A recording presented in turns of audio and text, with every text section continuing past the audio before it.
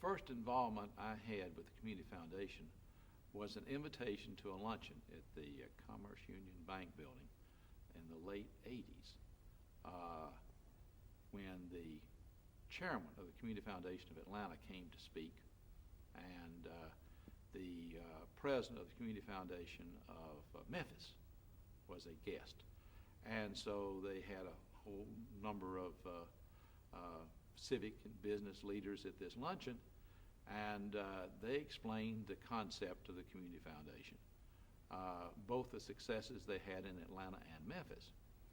And it was a nice luncheon, and I went away thinking that's a nice idea. Charlie Cook had discussed it at that luncheon, saying that Nashville had tried to get one several years ago and couldn't get it off the ground. Ida Cooney, who ran the HCA Foundation, was a prime pusher for this.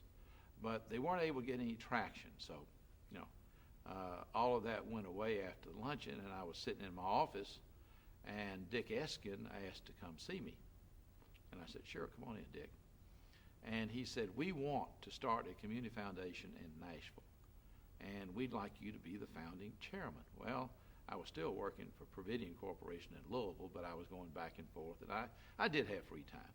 And I did have access to some offices and things like that, and I thought that all the years I'd been at National Life, I had been pretty focused on business and not joined any of the civic clubs or the Chamber of Commerce, or really had been involved in Nashville community affairs. And then when we founded Southlife, I got somewhat involved.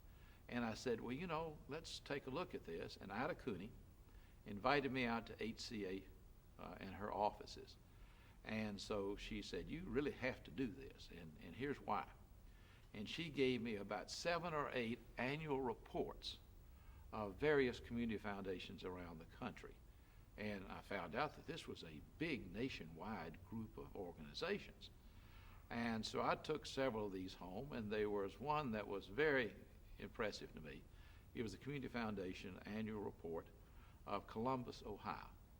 Now, Wexler, who founded Limited, had put a lot of money into it, civic-wise, had the headquarters building, but then they had little vignettes of people who had given to the Community Foundation. And there was one vignette about a lady who had been a clerk at Bank One all of her life. She had never married. And when she died, she left the Community Foundation of Columbus, Ohio, $750,000. And so I started reading some of these human interest stories of people who had participated. And I said, this is something that Nashville really ought to do. We're the largest city in the whole United States that doesn't have a community foundation. So we put a board together and began our plans. We had several people come down and speak to us, but we had no money. We didn't have any money for our offices. In fact, we used my offices downtown, and we got started. We had a couple of people who gave us some money, and that's where it started. You mentioned there had been efforts before this one to try to get a community foundation started. What was different about this time as opposed to the earlier periods? Why did this one take root and happen where perhaps the others had not quite gotten there?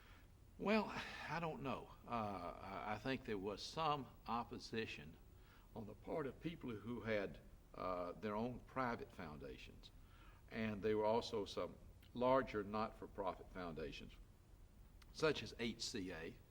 And I think at the earlier time, people felt like that there wasn't a need for a community foundation. They could take care of the needs with private foundations and some big corporate foundations. Plus, I have to say, Ida Cooney was a driving force. She would not take no for an answer.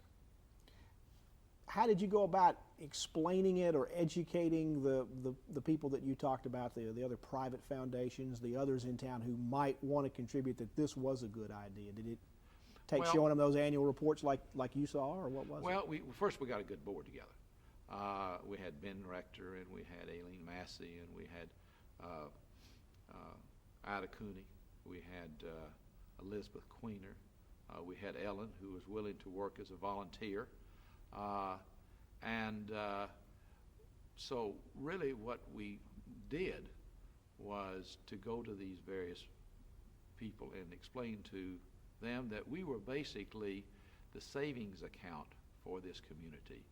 And a lot of other foundations, especially the United Way, was the checking account. I think the biggest breakthrough was when the United Way realized that we were not competition, but we were a accompaniment to that, and that we complemented the United Way. It took a little doing because they felt like that they had their own endowment at the United Way, and why do they need another one?